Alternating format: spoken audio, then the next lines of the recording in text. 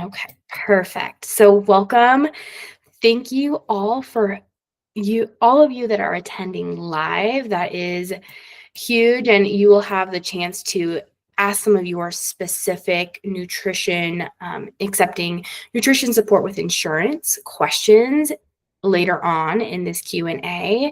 But first, I want to just welcome you, and I'm so excited that you're here. I know some of you are already in private practice looking to add insurance. Some of you work in a group practice and are looking to kind of go off on your own, or maybe just start your own private practice wherever you are at, if you're in clinical or a community-based dietitian, whatever that may be.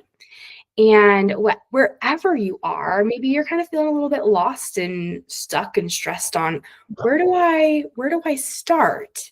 So we're going to cover all that. So wherever you are, whether you are looking to add insurance or start with insurance, wherever you fall into, I want this space to really be supportive for you. So the goal of this session is to give you clarity on what your next steps in practice will be.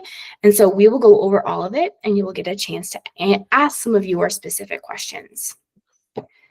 So let's see here. First, who am I? So my name is Emily Suker, and I am a registered dietitian, insurance-based, and I work with women with PCOS and insulin resistance to improve their A1C and energy without ditching out on foods they love. So really to build a sustainable nutrition foundation for them.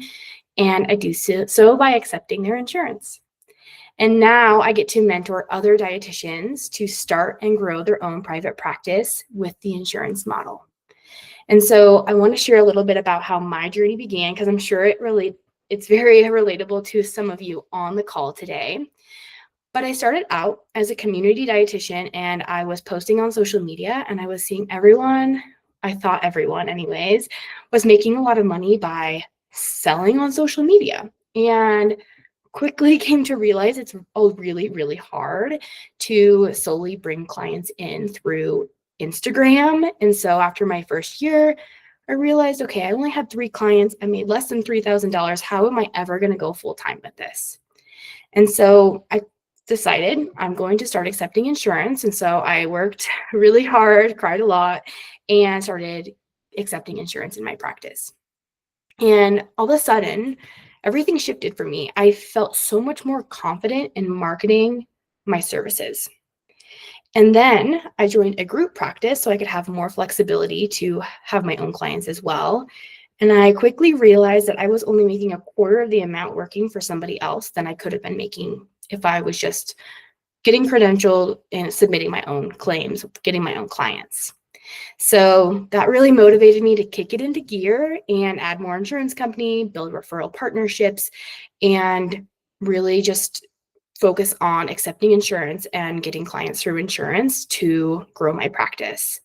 So then a year later, I was making more money in my part-time side hustle private practice than I was in my full-time role in a group practice. So now I get to help other dietitians grow and scale their insurance-based private practice, and without as many tears or the trial and error that I had to go through. So with this, let's dive into it. This is who I am. This is what brought me to you today. And we're going to first start with things I wish I knew before accepting insurance, because I'm sure some of you are kind of fence sitting, like, is it good? Is it really hard? How do I start? What do I need to do? And then we're going to dive into that hot seat coaching that you're here for. So we'll have around 30 minutes or so, 40 minutes to have some of that hot seat coaching. We'll go round robin and you can ask your questions and we'll go from there. And then we'll talk about what your next steps are and a special offer at the end. And because I know some of you may have to hop off early, I do want to share kind of a little bit about that special offer now, because so many of you have indicated that you would be interested in support and structure in getting credentialed and running a successful insurance-based private practice.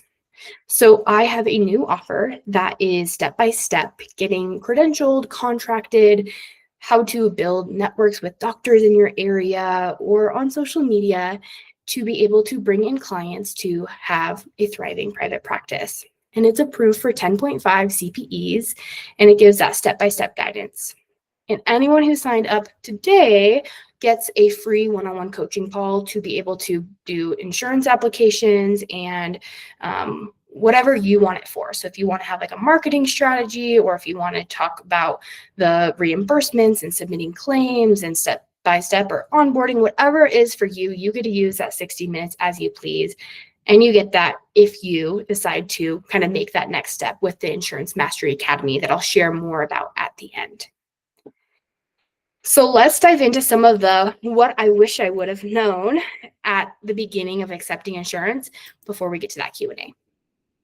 So what I wish I would have known: in the world of online business, I was seeing dietitians sell really high ticket offers, and I was sure that that was the only way I could get to a 6-figure business, which was my long-term goal.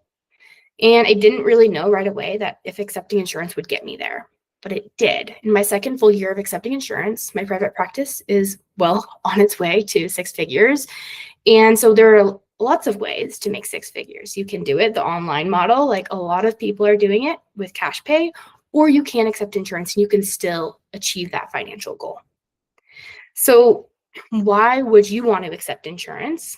For me, profitability was one of my top. I wanted to have enough financial security to not have to worry about paying my bills, traveling, doing the things that I wanted to do. So that was my top for accepting insurance. And I knew it'd have a little more security because more and more dietitians are accepting insurance now. And there are so many like group practices and online like things that I'm sure so many of you know of, or maybe even work for, that are getting clients. Whereas if you could accept insurance, you're more at a competitive state with them.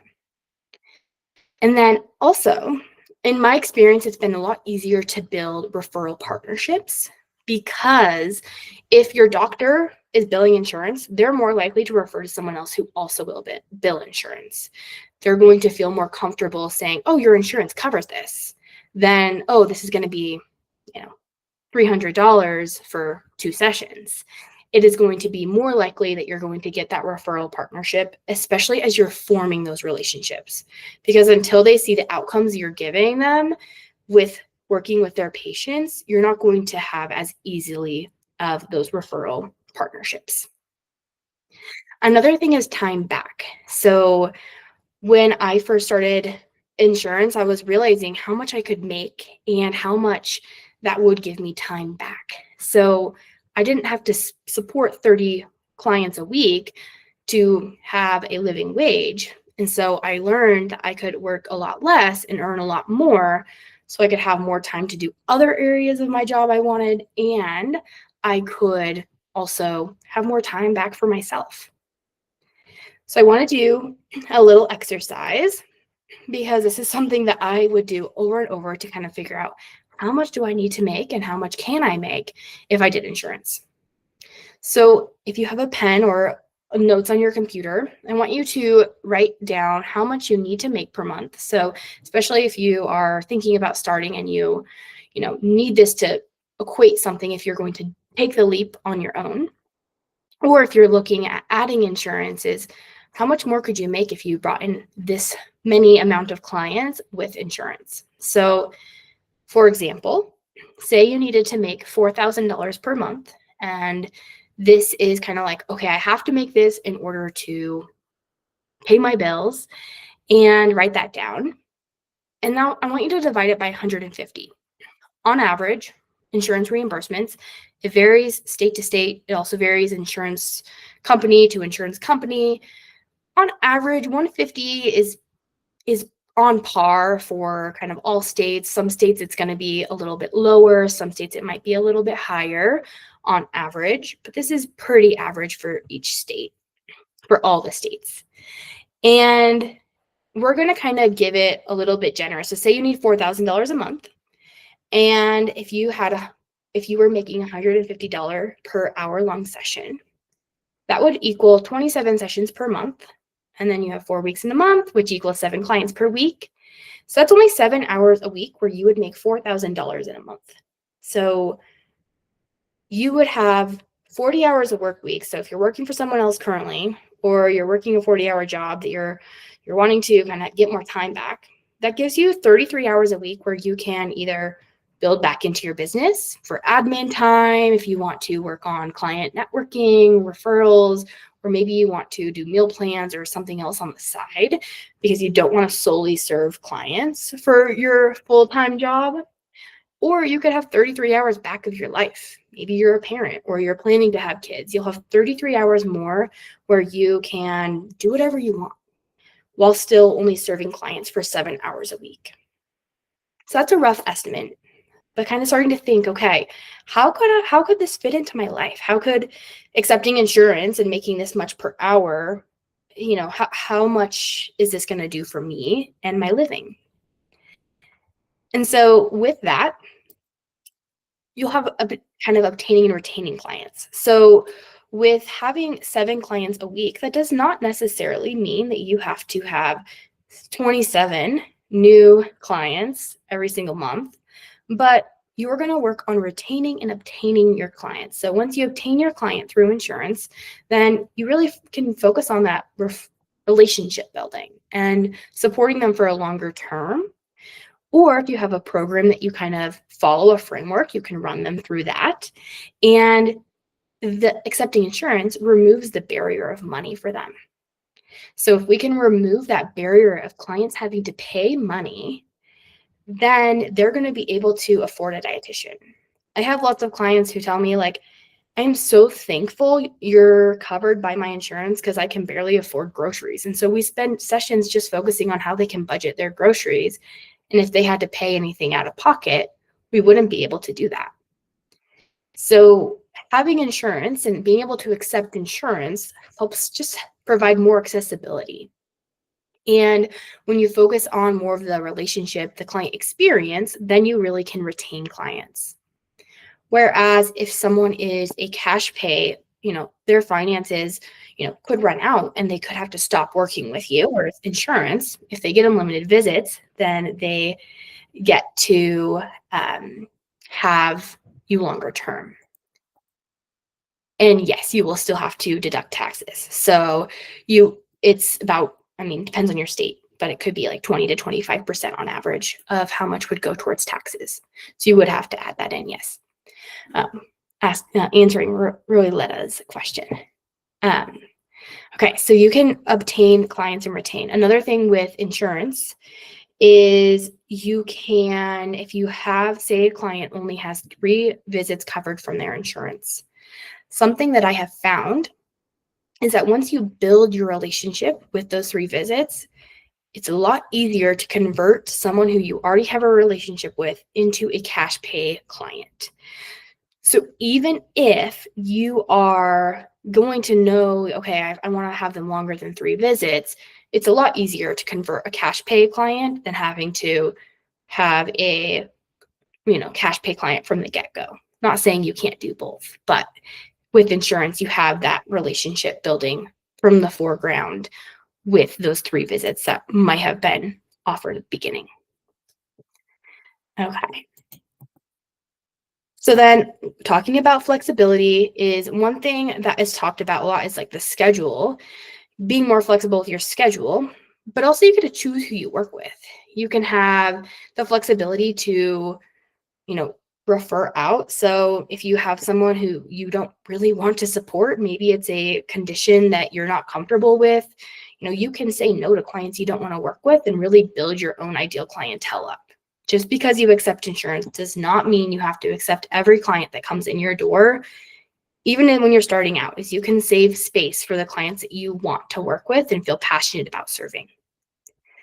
And so that's kind of something that for me, when I was first starting, is I really realized is working with kind of setting my own boundaries up. Okay. Yes, I'll answer that. We're 2 slides away from the Q&A. Okay, Mara? Okay, admin workload. I get this question all the time of how much time does it actually take? And I will say admin time when it comes to once you're contracted and credentialed, obviously that takes a little bit more time and energy.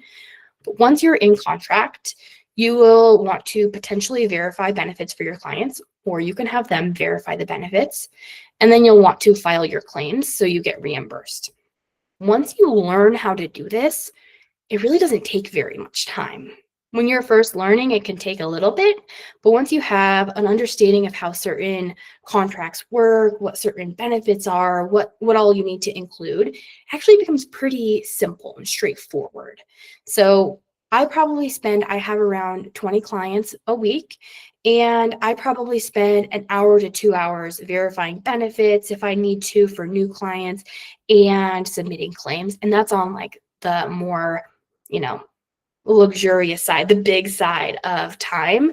So about an hour to 2 hours. And you do this by going online, or if you feel more comfortable calling, you can call. Sometimes I'll call and I'll just work on something else while I'm on hold. And it really doesn't take too much active time. So that's what the admin work, it's actually not as bad as people think it is. Okay. And if you are on the fence of accepting insurance, this is something that I did when I was first thinking about it is I called a provider office. So first thinking, what is my ideal client? What population do I want to serve? And if it's a wide variety, great, you can call it a general provider. Or if you're wanting to work solely with women like me, I called all my OBGYN clinics and I asked them, what is the most common insurances that you bill? And I knew in my area, you know, Blue Cross of Idaho, I'm in Idaho, Blue Cross was big. Aetna was a little bit, and Blue Shield. So knowing, okay, these are the three I'm going to focus on first. This is where I'm going to want to start. Another place is if you have a really large company in your local area is asking their employees what insurance is covered. And so you know what insurances are in your area, and especially in your ideal population of who you work with, what insurances are they seeing come up the most? So that would be where I would start if you are thinking about accepting insurances. What is even out there? Where do I start instead of thinking about all of them? Because there are a lot of insurances you can contract with. You don't need to start with all of them, but starting with the ones that are going to get you the most referrals, especially in your area, because people really do like working with people who are local to them, even if it is a virtual care. Okay, let me stop sharing for a second and then we'll do the Q&A. And we'll have about 30 minutes for the Q&A. Okay, I'm going to answer Mara's question first, and then we'll kind of round robin, and you guys can put your hand up, or you can just start talking, and we'll make it work. Okay, so Mara said, I have been in network with Blue Cross Blue Shield Texas and United. Hard to get clients. Okay, yeah. 2020, getting calls, but my practice on pause to have a baby, got re-credentialed, and not getting calls. Okay, so one thing I would recommend is calling them and making sure your information is up to date. Another thing is I would focus on getting in with a network, like forming a network with a local provider. So Mara, what is your ideal population? Do you have a specific population you serve?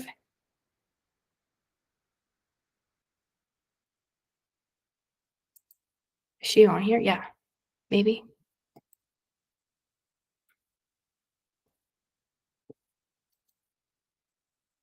Okay, maybe she hopped off. Oh, no, you're good.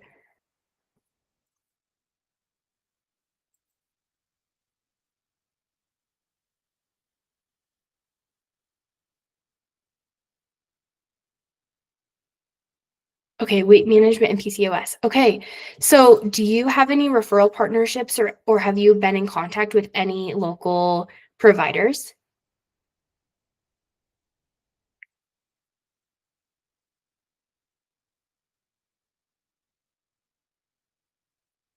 Okay, yeah, and if you have any, we can kind of come back to that too.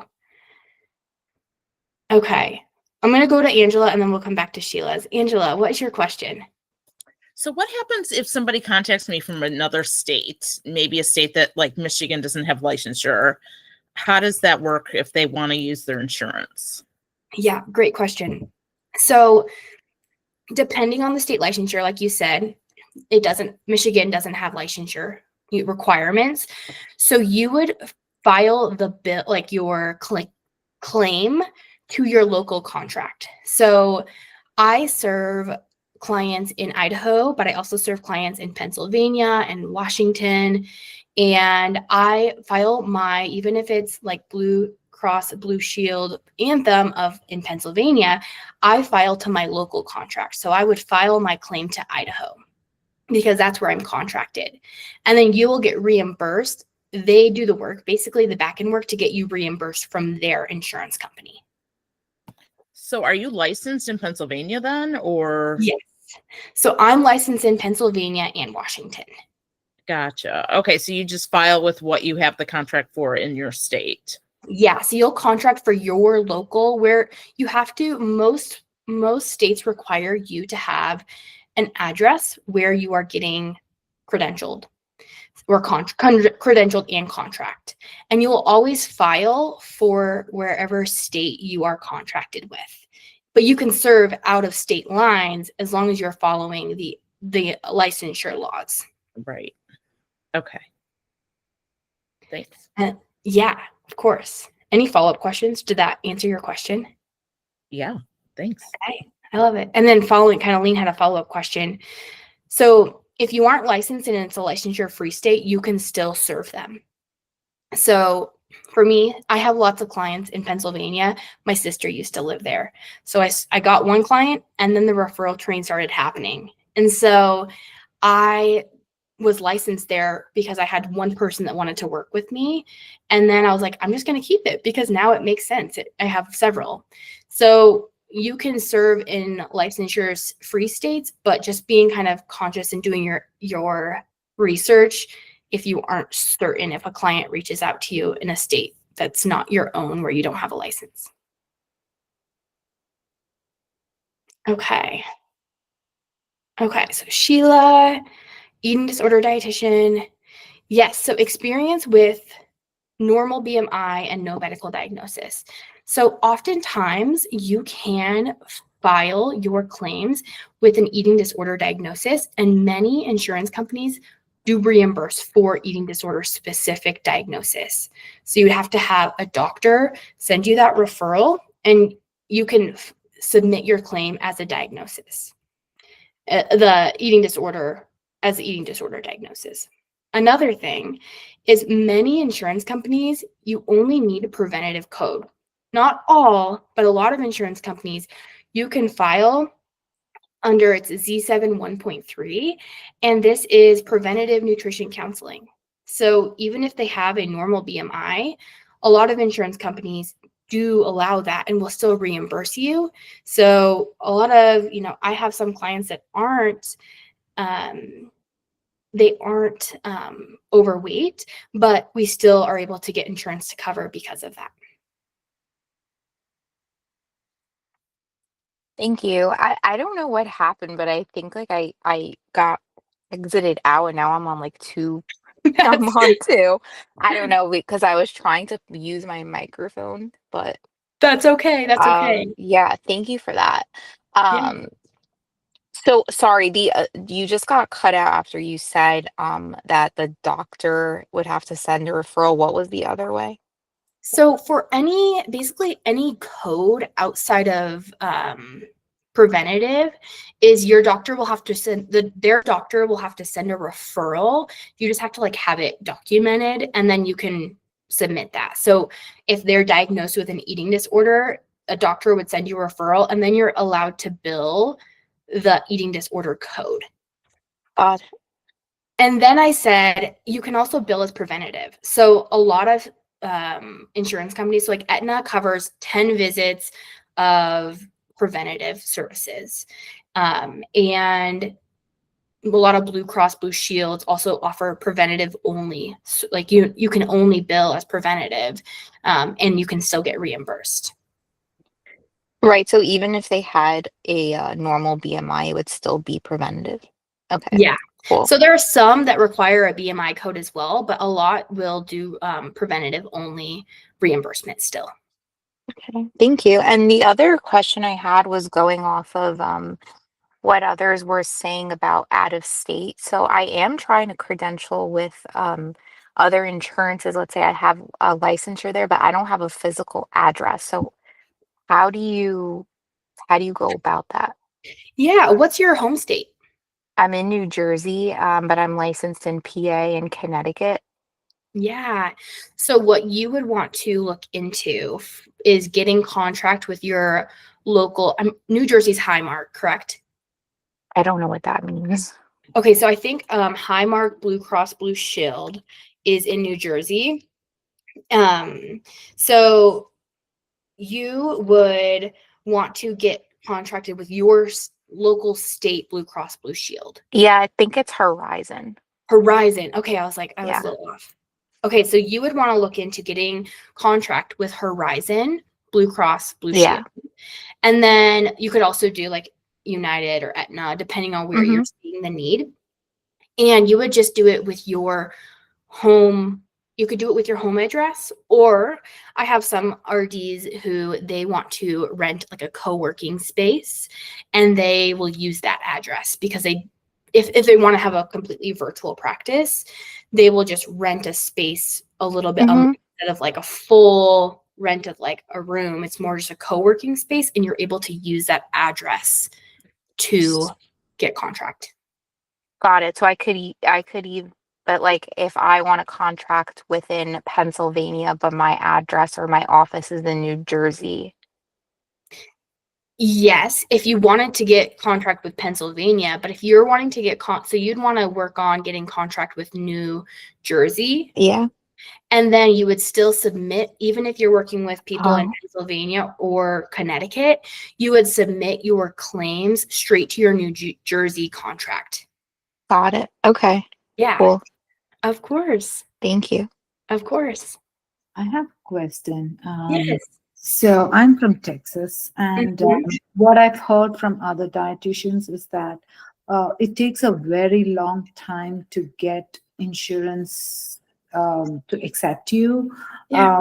And then if they already have multiple dietitians, they don't accept new ones. How to navigate that situation? Yeah, that's a great one. So typical time there, it depends on the insurance company. But so we have to get credentialed and then we have to get contract. So it's a two-step process. So credentialing could take anywhere from 30 to 90 days and contracting could take anywhere from 30 to 90 days. So in order to start accepting insurance, you do have to allow anywhere from 60 to 180 days. So it can sometimes take a while. But that's where it's like, if we can just get the applications in, most likely you're going to get at least one company that is 60 days that you're credentialed and able to accept insurance. And something you could do, Hema, is if you know any other dietitians in Texas, you could ask them kind of like their standard wait times, seeing, okay, does Blue Cross Blue Shield of Texas, how long does that take? Aetna, how long does that take? And so kind of checking in with other Texas dietitians to see how long it took them specifically. I will say most of my contracts in Idaho went around 90 days. I was able to submit the application and start seeing clients. Something for the closed doors is you have to see if it's open for enrollment for providers. So you can do that by just going and you can call them. If you kind of just search, if you were to go Blue Cross Blue Shield of Texas, you could go to their for providers section. If you just go to their website, there's going to be a section that says for providers, and you can make sure they're open for enrollment. I know there are some like Cigna, at least in my state, how we contract, it takes a long time, and that one's really hard if I'm solely a telehealth provider. So the best way is really to contact them and ask them if you're having a hard time submitting an application, but oftentimes it will be on their website if it's open for enrollment for providers. Thank you so much. And just to follow up on that, so is there a recommendation for credentials? Like, do you have a website or something? If not for the insurance company, is it a common place that you can just apply for all different insurance companies? So it is going to be going to each specific insurance company. So what I would recommend, I don't know when you hopped on, but if you're thinking about kind of seeing where your area, if you're hoping to do more marketing in your area, if you're licensed in solely Texas, is really looking at where are the biggest insurance companies there. So you can do that by calling provider offices and asking them, where are you sending your insurance claims to the most? What types of insurance do your patients have? And then they can kind of give you a little guidance on what's in your area. And then that's where you can start. Oh, thank you. And if you want to accept Medicare patients, how does, is that a different process? Yes. So that will be, a lot of times you have to be, so a lot of times Medicare or Medicaid, it's also part of a commercial plan. So oftentimes you have to get credentialed with the commercial plan. So say it's Medicaid and they're under a Blue Cross Blue Shield, then you have to do a separate application for the Medicaid, Medicare, and Medicare, and then you have to do a separate application and get contract with the commercial plan as well, which is the Blue Cross or Blue Shield of Texas. Sorry to interrupt, but from what I know, didn't they stop right now for telehealth for Medicaid or Medicare? Medicaid, Medicare, yeah, virtual is a little bit it's hard. And then a lot of times the reimbursement rates are a lot lower. I think it's so if you're planning to do virtual care, they're more likely to cut the telehealth options there. Yeah.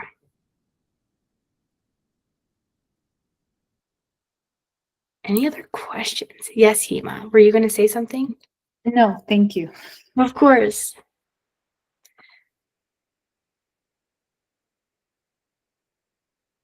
Any other questions for me?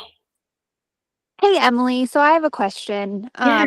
So I already am in the contract process with United Healthcare and Aetna, but I Mhm. actually went to do Blue Cross Blue Shield today. And for the other insurance companies, I just applied online. It was really easy. But for Blue Cross Blue Shield, it told me to go to Availity and apply on that website. Is that how you did it, or is it different from It's state going to to be state? different state to state. So Availity, have you used Availity before? I haven't. Okay, so Availity, if you don't know, it's called a clearinghouse. And so basically it's like a third party that a lot of commercial insurance plans will use to communicate with their providers. So Availity is where I submit my claims. And so on Availity, they should have step-by-step instruction, but on Availity, you can go to payer spaces and then you can probably go to, what state are you in, Emily? I'm in Virginia, but they told me to go to payer spaces and nothing popped up. So Okay. I So don't I I would don't reach know. out to Availity customer service. Okay. Perfect. I Yeah, can do that. sometimes I've had that problem before too, and I just had to make sure you have your location set, and then sometimes you have to also have the payer space sometimes add you. It's really weird. Availity is not that user friendly, but I would reach out to their customer service, and they even have a chat bot that is actually pretty helpful. Wonderful. Thank you Of so course. much. Of course. What other questions do you have? I know there's a lot because I get a lot in my DMs a lot.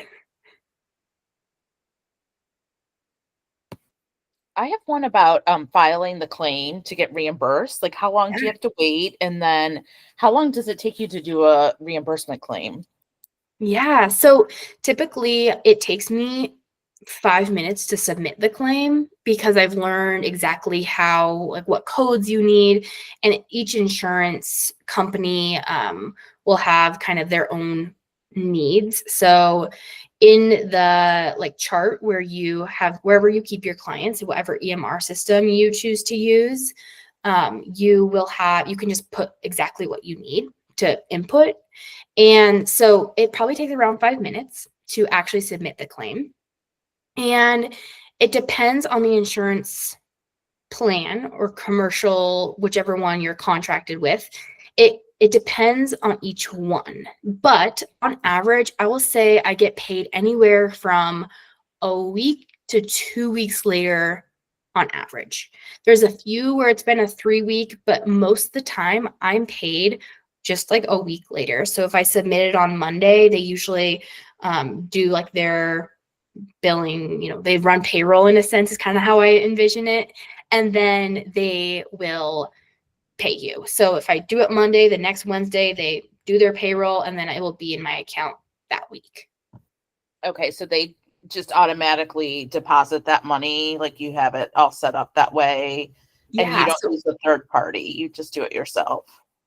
Yeah. So once I submit the claim myself, Yeah. and like I said, I use that like third party Availity for most of my claims.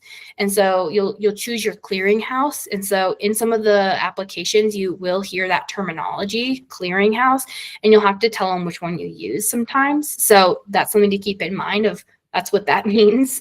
And then it will come straight to my bank account. So right when you get contract, one of the first things I recommend doing is setting up your electronic funds transfer. This will ensure you don't get a check mailed to you, but you get your money just directly deposited into your account. Great, thanks. Yeah. Any other questions before I move on to the special offer? I had a question. Oh, sorry, go ahead. Go ahead. I was gonna ask about like billing clients. I know like I'm on Pay and they just have their credit cards already uploaded. So like let's say a claim doesn't go through, they just automatically get billed, or at least that's how it's supposed to work. Is that how you have your practice set up, or do you send invoices post? Because I've been seeing on the groups that some dietitians have been experiencing patients like ghosting them or like not paying what they were supposed to pay or whatever. Yeah. So one of the things I really recommend is I would make sure you verify benefits. So if you know what you're going to be covered, I've seen a few of the posts that you're talking about, but for most of them, like if you verify benefits with their insurance, you're going to get paid. And so you don't have to like really necessarily worry about that. But one thing that I do is I get their credit card information, because I do have a late fee, or a like not late fee, like a no-show fee or a last minute cancellation fee. So I have their credit card information for things like that. Or if there is a copay, it will get charged that way. But I've never actually had to like bill someone because a claim has been denied, because I'm able to verify those benefits, let the client know. So like if they have 3 visits verified, and like I know they'll only get 3 visits, before scheduling their 4th visit, I'm having that self-pay conversation with them. And so I won't ever have a session where I'm not being paid for it. And just a follow-up question with that, when you're verifying their benefits, what exactly, like, are you just calling the insurance and being like, hey, like, this is them, what's covered, or is there like a simpler way to do it? Yeah. So once you are on Availity or your specific contract, and you have like a local client, then you can just go online and do it. And a lot of times you can even just plug in like, what are the billing codes? So like, are you doing, a lot of times it's going to be like 97802 or 97803. And then you'll need their date of birth, and then their full name, and then their insurance number, their ID number. So you can do that online, or you can call and provide all of those things. You can also have the client or your patient call and also verify, so they get the same answer. That way you guys are on the same page, and you can ensure that they know, okay, they only get 3 visits covered, or they get unlimited visits and they don't have a copay.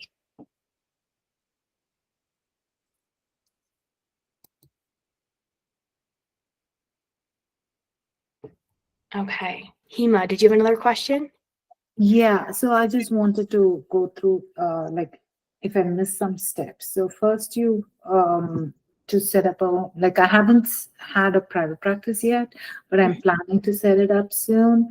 So the first one would be to check with the referral systems where you're currently at, and then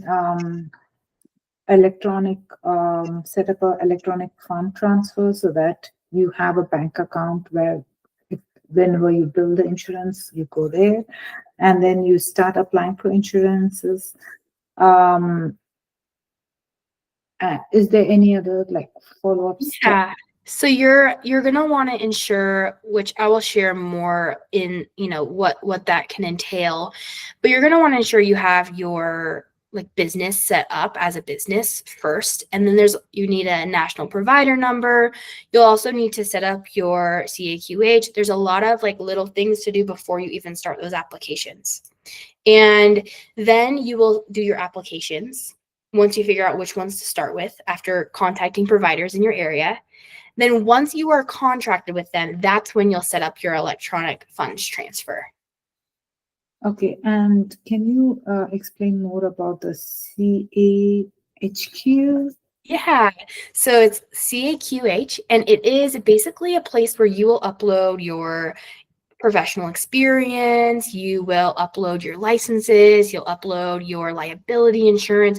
It's basically a hub that you have to put your information in, and so many insurances will go, instead of reaching out to you to say, hey, I need to know what states you're licensed in, or I need to know if you have liability insurance, they will get access to this online account. It's a free online account that they will basically access. You can update it, they can view it, and it actually makes it super, super easy.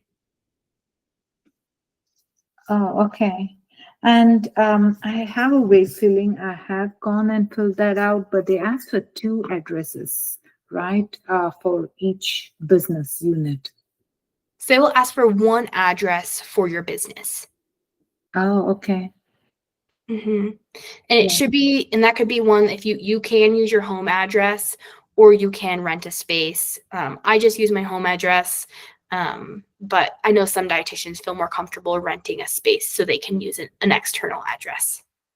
Sounds great. Thank you. Yeah, of course. Okay, any last minute questions before I move on? Sorry, just one quick follow-up No, about you're good. your home address. I don't know if I'm right, but I thought that with some credentialing, they require somewhere that you can like technically physically have a patient come to the address. So have you experienced like any issues with using your home address, or has anyone like looked into it? I haven't. The only thing that I have had to ensure I do is make it as private as possible. That's been the only thing. Like it does end up being more public, but it could be dependent on your state too. So that is something, if you're hesitant about your home address, is looking up your state, and that would be you could go to your like insurance companies and you could look up like their guidelines.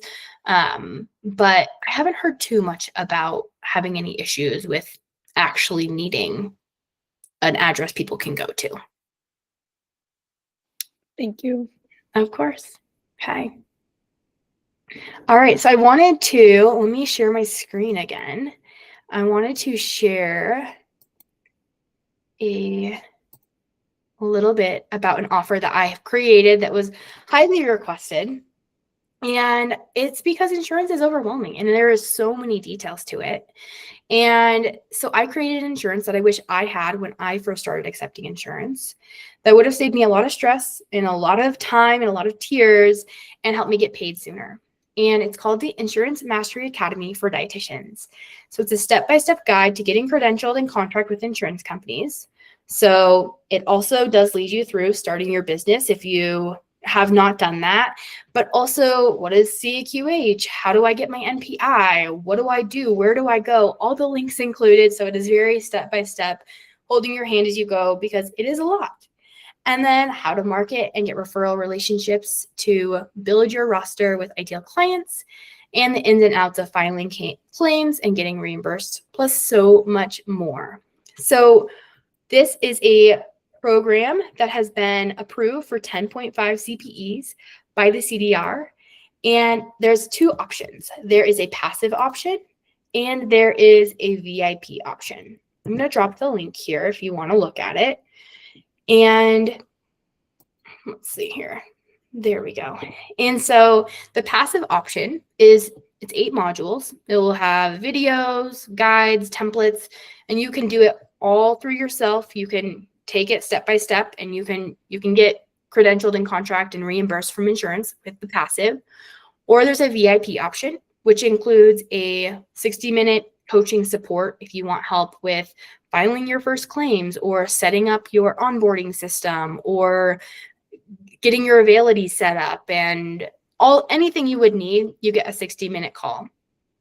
Plus 5 days of messenger support following that coaching call, because I know that is sometimes questions come up later. So the messenger support will be just 5 days following where you can ask follow-up questions, get step-by-step feedback, and really kind of the support you need to feel confident going into your own private practice with insurance or adding insurance to your current practice. And so for anyone who has signed up for the Q&A, they get a free bonus 60-minute one-on-one coaching call. So this is similar to that VIP coaching call, but you can get 2 if you sign up for VIP Insurance Mastery Academy, or you get 1 free if you are signed up for the passive course. So you would get 1 or 2 depending on which one you sign up for.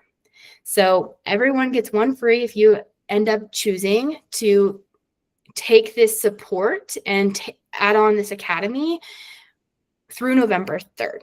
So how you sign up is I dropped the link here in the chat, but you can also scan here. And how it will work, so I will know if you joined or if you signed up, I have your email. And so when you sign up, I will just, in the welcome email, invite you to schedule your free call. So if anyone has any questions, I'd love to answer about what Insurance Mastery Academy is, what it entails, and any questions you might have so you can feel like a confident yes if you want to take that next step.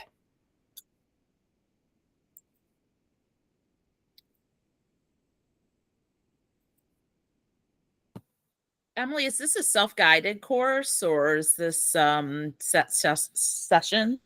Yeah, so it is a self-guided course. I should have mentioned that. So it's a passive self-guided course. So it will be modules you can take, you can do them all in, a matter of a few weeks or a week, or you could kind of space it out. So if you are needing a little bit more time, or if you're kind of in the waiting process, so maybe you submit your application, you're like, I don't really want to learn how to file claims until my contracts are through, then you could kind of wait and hold off until completing it.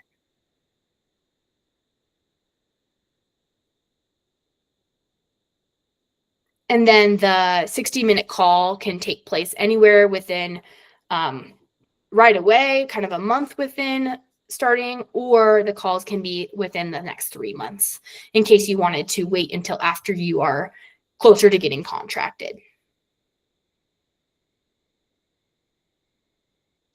Thank you, Hema.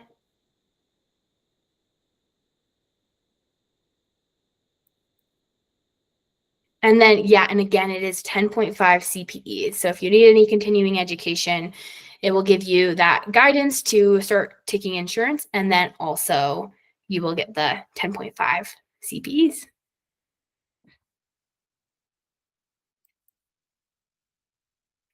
All right. Does anyone have any questions or any final wrap-up questions about insurance or about this course?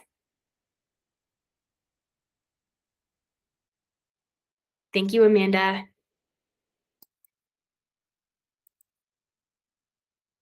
Okay, then we will log off. Thank you, Lean. And I will be here from email if you need anything else. Bye.